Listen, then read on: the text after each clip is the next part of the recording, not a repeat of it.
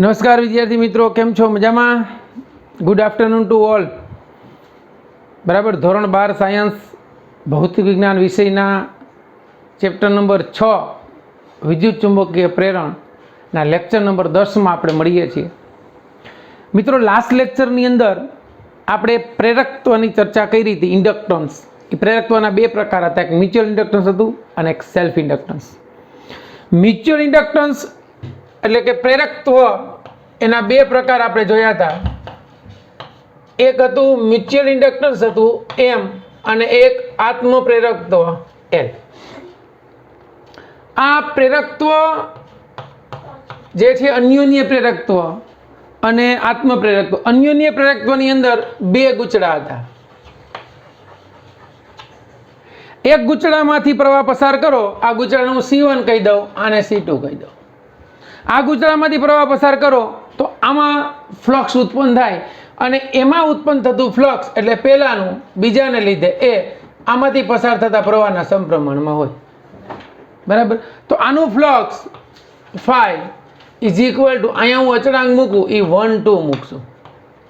પહેલાનું અન્યોન્ય પ્રેરકત્વ બીજાને લીધે આ એ ફ્લક્સ છે, અને ખાલી ફાઈ બી કહી દો તો હાલશે। એટલે M12 is equal to flux phi કેનું છે તો કે પહેલાનું છેદમાં પ્રવાહ I2। બરાબર છે, આનું મેળ્યું। ઉલટું કરવું હોય તો અહીંયા આપણે લખી શકીએ બીજામાં ઉત્પન્ન થતું ફ્લક્સ પહેલાના પ્રવાહને કારણે, તો આ ફાઈ બી કયો કે ફાઈ 21 કયો, અહીંયા આવશે M21 I2, એટલે M21 is equal to five 2 એના છેદમાં I1, સોરી, રેડી। હવે આ મ્યુચ્યુઅલ ઇન્ડક્ટન્સની વાત થઈ, તો અન્યોન્ય પ્રેરકત્વ કઈ બાબતો ઉપર આધાર રાખે છે? બરાબર, આના ઉપરથી આપણે અન્યોન્ય પ્રેરકત્વનો એકમ, આનો એકમ કયો હતો? હેનરી, જેને H કહેવાય। આ હેનરીની વ્યાખ્યા આપણે જોઈ હતી, અને આ જે સમીકરણ છે એનું વિકલન કર્યું હતું, d∅dt is equal two M12 di2/dt। અહીંયા આજે આપણે લખી શકીએ કે આટાની સંખ્યા n હોય તો n લખી શકીએ, તો n આવી જાય। આ કયા ગૂંચળાના આટાની સંખ્યા છે એ આપણે જોવાનું, તો કે બીજા ગૂંચળામાં ઉત્પન્ન થતું ફ્લક્સ એટલે N2 આવશે। અહીંયા પ્રથમ ગૂંચળામાં ઉત્પન્ન થતું ફ્લક્સ એટલે અહીંયા શું આવશે? પહેલાનું ફ્લક્સ એટલે N1 આવશે ને। અહીંયા બીજાનું છે એટલે અહીંયા શું આવશે? N2। રેડી? ચાલો, હવે આપણે આ ફ્લક્સના ફેરફારનો સમય દર, અહીં આટાની સંખ્યા N1 ગણીએ તો આ ફ્લક્સનું ફેરફાર જે છે એ કેટલો હોય તો કે EMF જેટલો હોય। એટલે આ EMF એ માઇનસ થાય એટલે આ બાજુ માઇનસ લખી નાખીએ, M12 di2/dt, આને કહેવાય E1, એટલે પ્રથમ ગૂંચળામાં ઉત્પન્ન થતું EMF। તો આના ઉપરથી આપણે હેનરીનો એકમ, મતલબ એનો એક વ્યાખ્યા જોઈ હતી 1 હેનરીની, M21 is equal two E1 એના છેદમાં di2/dt। આ જ લખવું હોય તો આના પ્રમાણમાં આમ લખી શકીએ, M21 is equal two -E2 એના છેદમાં di1/dt। એટલે આના પરથી અન્યોન્ય પ્રેરકત્વનો બીજો એકમ આપણને મળ્યો તો આનો એકમ વોલ્ટ, આનો એકમ એમ્પિયર પ્રતિ સેકન્ડ, એટલે આનો બીજો એકમ થાય વોલ્ટેજ ઇન્ટુ સેકન્ડ પ્રતિ એમ્પિયર। આના ઉપરથી મેં તમને કીધી હતી કે અન્યોન્ય પ્રેરકત્વના એકમ હેનરીની વ્યાખ્યા 1 હેનરી ઇઝ ઇક્વલ ટુ કેટલા? તો કે પ્રવાહના ફેરફારનો દર 1 એમ્પિયર પ્રતિ સેકન્ડ હોય, એટલે જે ગૂંચળામાંથી પ્રવાહ પસાર થતો હોય 1 હોય કે 2, એ 1 એમ્પિયર પ્રતિ સેકન્ડ હોય, ત્યારે બીજા અથવા પહેલા ગૂંચળામાં ઉત્પન્ન થતું EMF બરાબર -1 વોલ્ટ હોય, ત્યારે જે આત્મ પ્રેરકત્વ જે છે M is equal two 1 henry છે એમ કહેવાય। ખબર પડી? એટલે આ આત્મ પ્રેરકત્વના એકમ હેનરીની વ્યાખ્યા એટલી આપણે ચર્ચા કરી હતી। હવે આપણે આજે પછી આનું પારિમાણિક સૂત્ર જોયું હતું। હવે અહીંયા અન્યોન્ય પ્રેરકત્વ છે એ કઈ કઈ બાબતો ઉપર આધાર રાખે છે? બરાબર, 2 માર્ક્સમાં પૂછાઈ ગયો છે પ્રશ્ન, 2020માં જ પૂછાઈ ગયો, બરાબર, માર્ચ મહિનામાં, કે ભાઈ અન્યોન્ય પ્રેરકત્વ જે છે એ કેની ઉપર આધાર રાખે છે? પહેલું એ જે છે એ ગૂંચળાઓના આકાર ઉપર આધાર રાખે, કેવા આકારનું ગૂંચળું છે એ।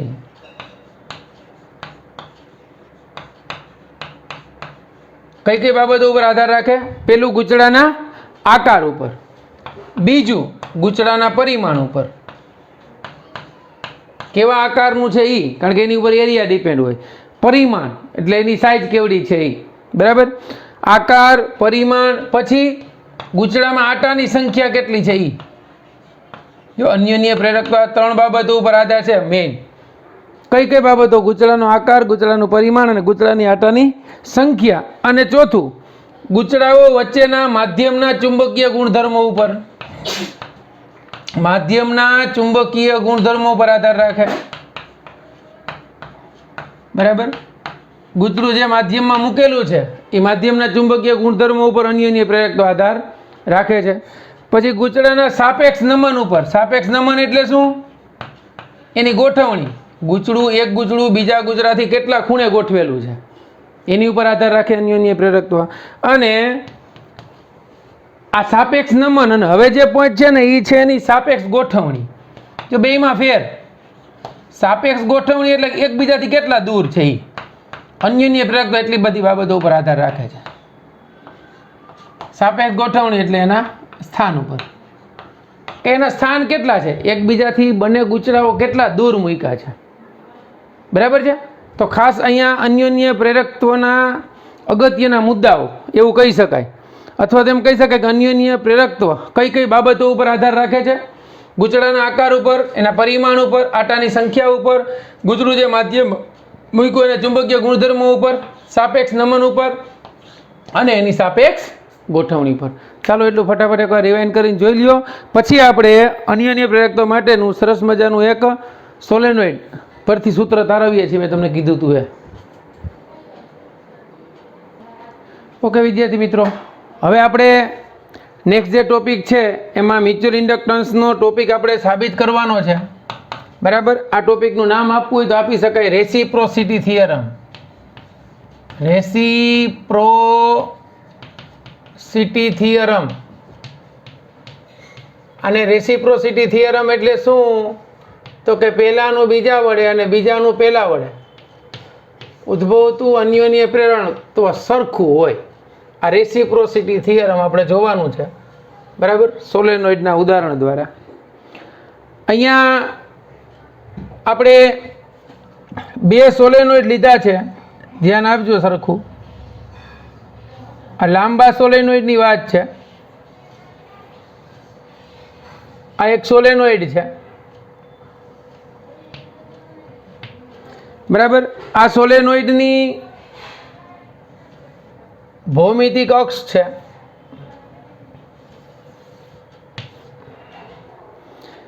એની અંદર બીજો એક સોલેનોઇડ લીધો છે. અહીંયા આમાં બીજો એક સોલેનોઇડ છે. આ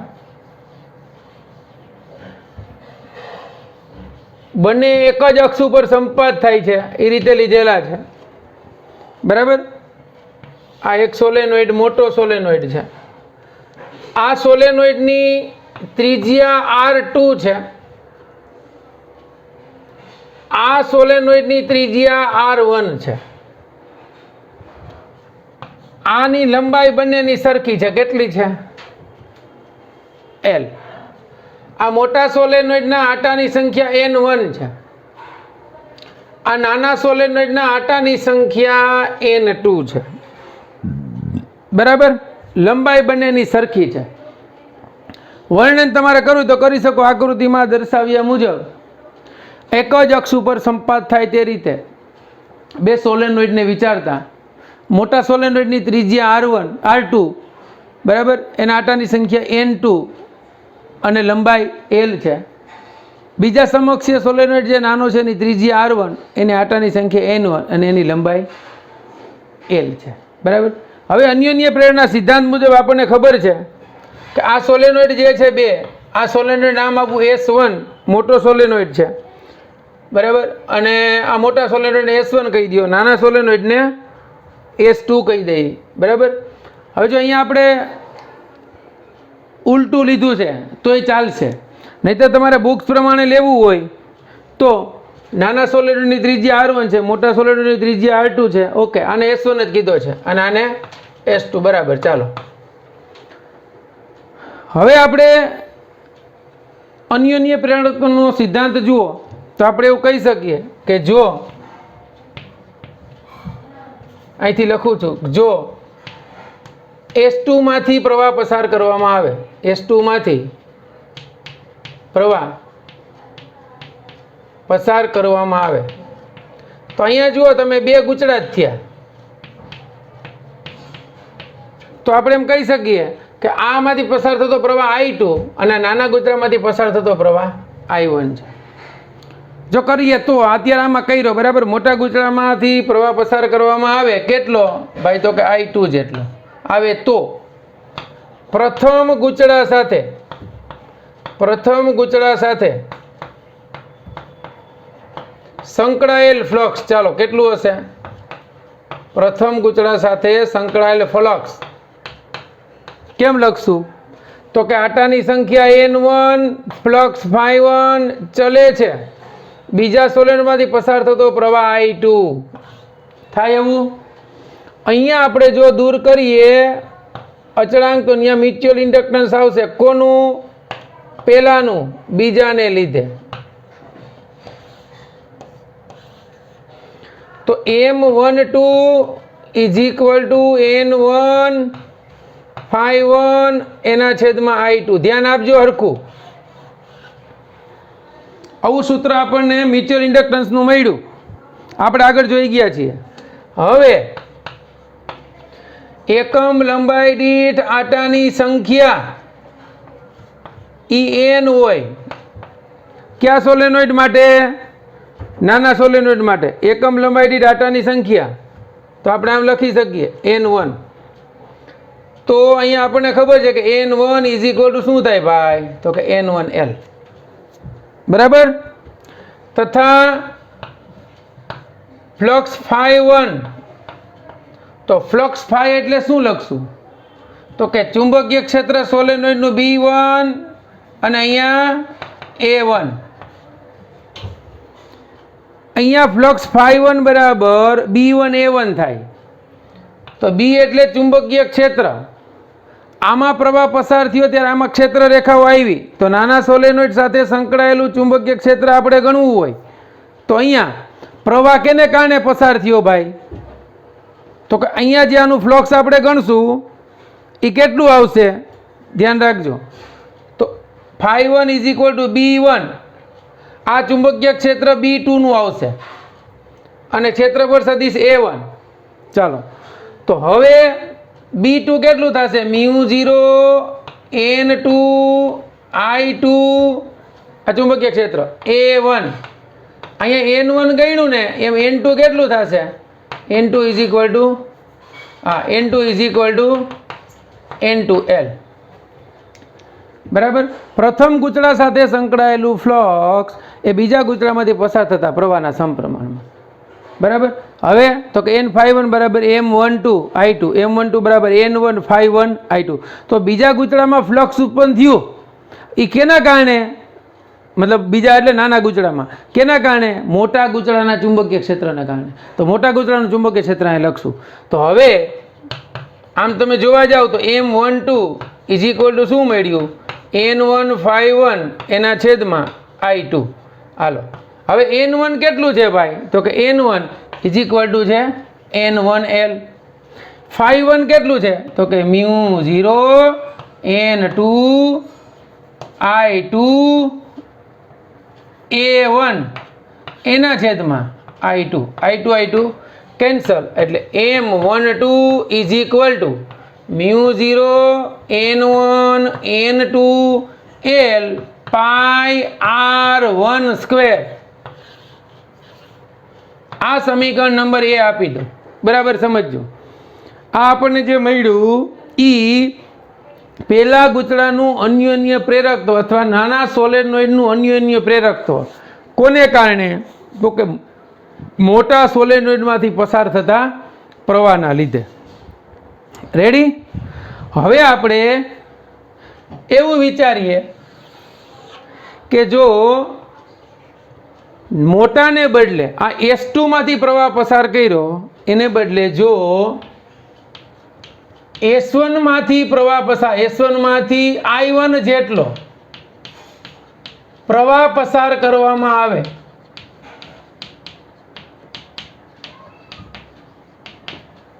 તો શું થશે ભાઈ?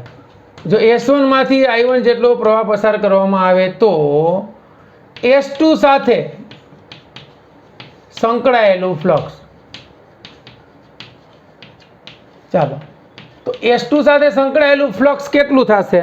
તો કે S2 નું ફ્લક્સ ∅2, આટાની સંખ્યા N2 ચલે છે પહેલા ગૂંચળાનો પ્રવાહ એના સમપ્રમાણમાં, N2 ∅2 is equal to M21 I1, એટલે M21 is equal two N2 ∅1 by I1. આવું સૂત્ર આપણને મળ્યું, અહીંયા મળ્યું એવું જો.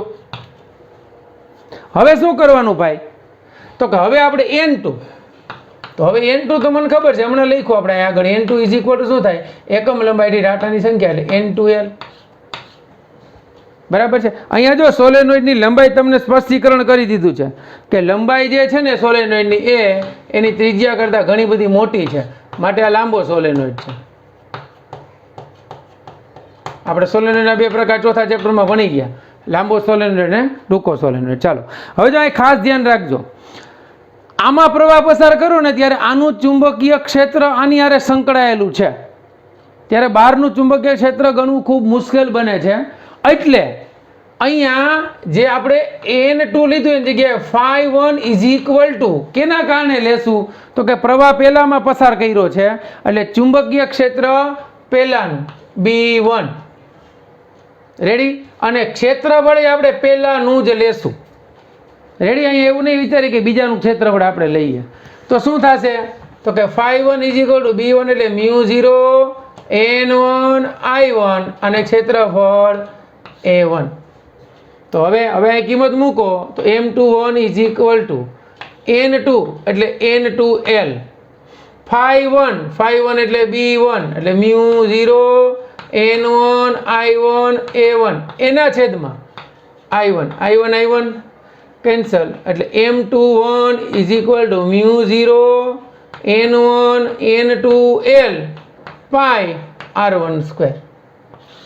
કારણ કે આ ધ્યાન રાખજો, ખાસ યાદ રાખવાનું છે કે નાના સોલેનોઇડનું ચુંબકીય ક્ષેત્ર દરેક ટૂંકમાં અહીંયા એ જે છે દરેક વિસ્તારમાં સમાન મળશે. એટલે જ્યારે પ્રવાહ મોટામાં પસાર કરીએ છીએ ત્યારે ચુંબકીય ક્ષેત્ર નાના વિસ્તારનું જ લેવાનું, અને જ્યારે નાનામાં પ્રવાહ પસાર કરીએ છીએ ત્યારે ચુંબકીય ક્ષેત્ર મતલબ ફ્લક્સમાં છે ક્ષેત્રફળ છે એ કેનું લેવાનું?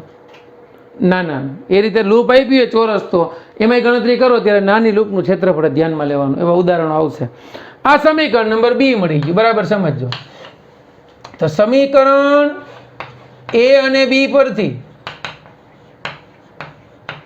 શું કહી શકાય? તો કે M12 is equal to M21, જેને રેસિપ્રોસિટી થિયરમ કહે છે.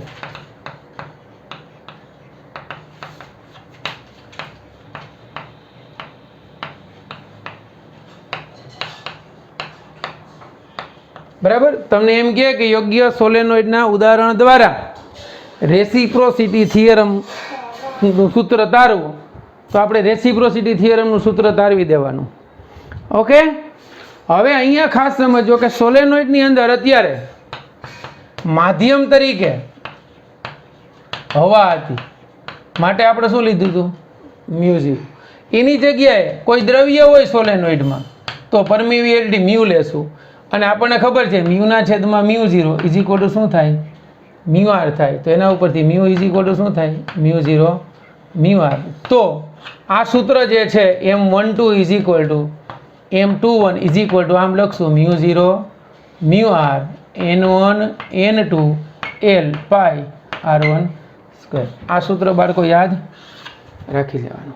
ઓકે, ચાલો એટલું લખી લ્યો, પછી આગળ વધીએ. ઓકે વિદ્યાર્થી મિત્રો, ઉદાહરણનો દાખલો છે 6.9. એ રેસિપ્રોસિટી થિયરમ આપણે જોયું ને, એ પ્રૂફ કરે છે કે આ ખરેખર ક્યારે ઉપયોગી છે. તો મોટા ગૂંચળાની સાપેક્ષે જ્યારે નાનું ગૂંચળું કે સોલેનોઇડ હોય ને ત્યારે અંદરના વિસ્તારનું ફ્લક્સ શોધવું સરળતાથી મળી જાય છે, પરંતુ બહારના વિસ્તારનું ફ્લક્સ શોધવું મુશ્કેલ બને ત્યારે રેસિપ્રોસિટી થિયરમ કામ આવે છે.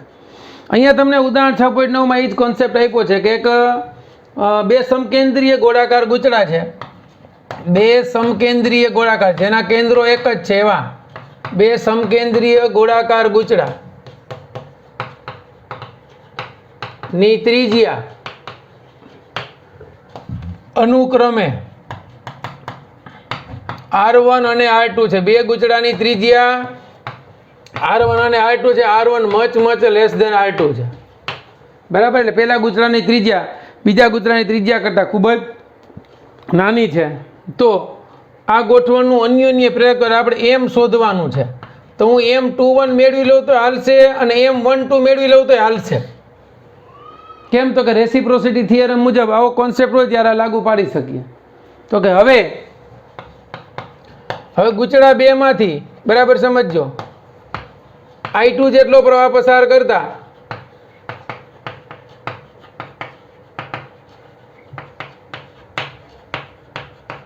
ચાલો એમાંથી I2 જેટલો વિદ્યુત પ્રવાહ પસાર કરતા પ્રથમ ગૂંચળા સાથે સંકળાયેલું ફ્લક્સ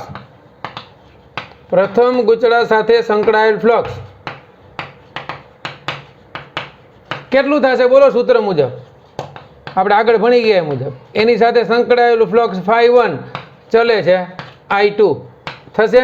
તો એના ઉપરથી ∅1 = અહીંયા શું થશે? M12 I2. રેડી? તો હવે તો કે M12 ખરેખર શું થાય? ∅1 ના છેદમાં I2 થાય. હવે તો કે ફ્લક્સ ∅1 શું થશે?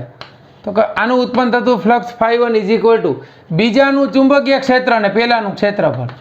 તો ∅1 µ0 I2 એના છેદમાં 2R2 થશે અને એનું ક્ષેત્રફળ કેટલું થશે? πr1². આ ∅1 મળી ગયું. તો હવે M12 માં કિંમત મૂકો તો ∅1 ની કિંમત મળશે µ0 I2 πr1² એના છેદમાં 2R2 અને આ I2 આ કેન્સલ એટલે તમને M12 મળ્યું µ0 પાઈ એના છેદમાં 2R2 R1². આ મ્યુચ્યુઅલ ઇન્ડક્ટન્સ મળ્યું પહેલાનું બીજાને લીધે. બરાબર છે. આવું જ હવે તો કે રેસિપ્રોસિટી થિયરમ મુજબ લખી શકીએ જે અહીંયા ઉપયોગી છે. ઓલું સાબિત કરવાની જરૂરી નથી. રેસિપ્રોસિટી થિયરમ મુજબ શું થાય? તો કે M21 અથવા તો M12 M21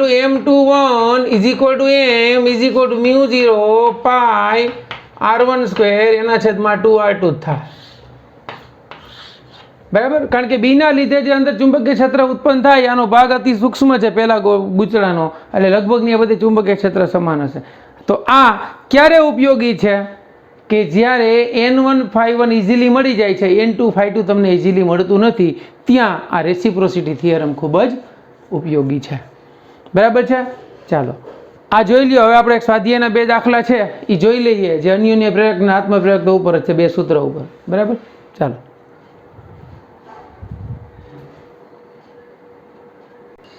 ચાલો બાળકો, સ્વાધ્યાયનો દાખલો 6.8 છે. એક પરિપથમાં 0.1 સેકન્ડમાં વિદ્યુત પ્રવાહમાં એટલે એક પરિપથની અંદર આ સમયગાળો આપ્યો ΔT બરાબર 0.1 સેકન્ડમાં વિદ્યુત પ્રવાહ 5 એમ્પિયરથી એટલે I1 બરાબર 5 એમ્પિયરથી I2 બરાબર 0 એમ્પિયર થઈ જાય છે.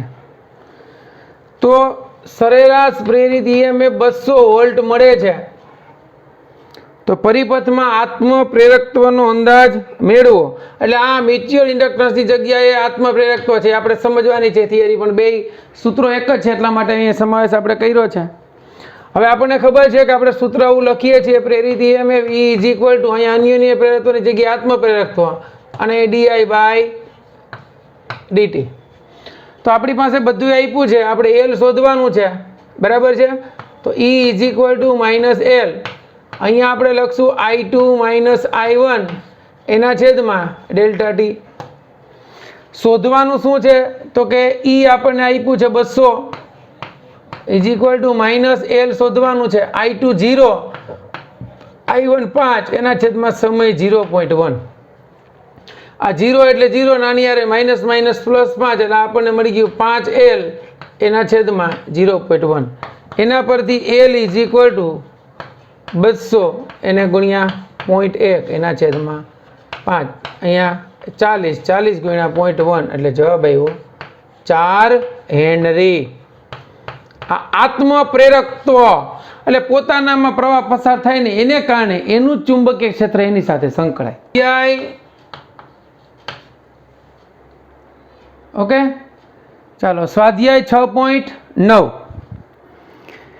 પાસે રહેલા ગૂંચળાની જોડનું અન્યોન્ય પ્રેરકત્વ એટલે એમ આપણને આપ્યું છે એટલે બીજાનું પહેલા વડે ગણો, પહેલાનું બીજા વડે કાંઈ ફેર નથી પડતો. 1.5 હેનરી. ગૂંચળામાં 0.5 સેકન્ડમાં વિદ્યુત પ્રવાહનો ફેરફાર સમય આપ્યો છે 0.5 સેકન્ડમાં વિદ્યુત પ્રવાહનો ફેરફાર ડેલ્ટા આઈ એટલે આપણે I2 માઇનસ I1 લઈએ તો એ કેટલો થાય છે ભાઈ? તો કે 0 થી 20 એટલે અંતિમ 20 પ્રારંભિક 0 એટલે delta I is equal two કેટલો મળ્યો? 20 એમ્પિયર. મ્યુચ્યુઅલ ઇન્ડક્ટન્સ આપણને આપ્યું છે તો બે ગૂંચળાના બનેલા તંત્ર માટે આપણને ખબર છે બે ગૂંચળાના બનેલા તંત્ર માટે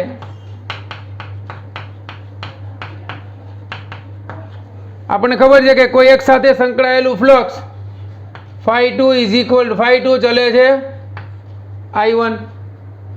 તો આપણે આમ લખી શકીએ અહીંયા φ ઇઝ ઇક્વલ ટુ M21 ખાલી આપણે I જ ગણીએ અને આને φ2 કહો તો ચાલશે. તો આપણે એ ફ્લક્સ જ જોઈએ છીએ ડેલ્ટા ફાઈ તો આ ડેલ્ટા ગણી નાખીએ delta φ2 is equal to M21 delta I1. સમજાણું? હવે અહીં સમયનો ફેરફાર લ્યો તો આમ લખી શકો તમે એવું નથી પણ સમય બે માટે સરખો છે એટલે સીધું ડેલ્ટા φ2 આપણે શોધીએ તો M21 કેટલું છે 1.5 એને ગુણ્યા ડેલ્ટા I1 કેટલું છે 20 તો φ2 ઇઝ ઇક્વલ ટુ શું થયું 15 દુ 30 વેબર. ફ્લક્સનો ફેરફાર કેટલો થશે 30 વેબર. ખાસ ધ્યાન રાખજો કારણ કે ડેલ્ટા ટી સમયગાળો ફ્લક્સનો ફેરફાર કીધો છે. આપણે જોયું હતું કે ગુજરાતનું ક્ષેત્રફળ ન બદલાતું હોય બરાબર તો એનો ફ્લક્સનો ફેરફાર એ પ્રવાહના ફેરફારના સમપ્રમાણમાં એવી આપણે થિયરી જોઈ હતી બરાબર.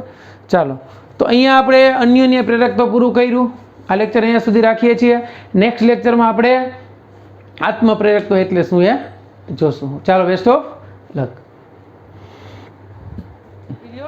પછી આગળ વધીએ.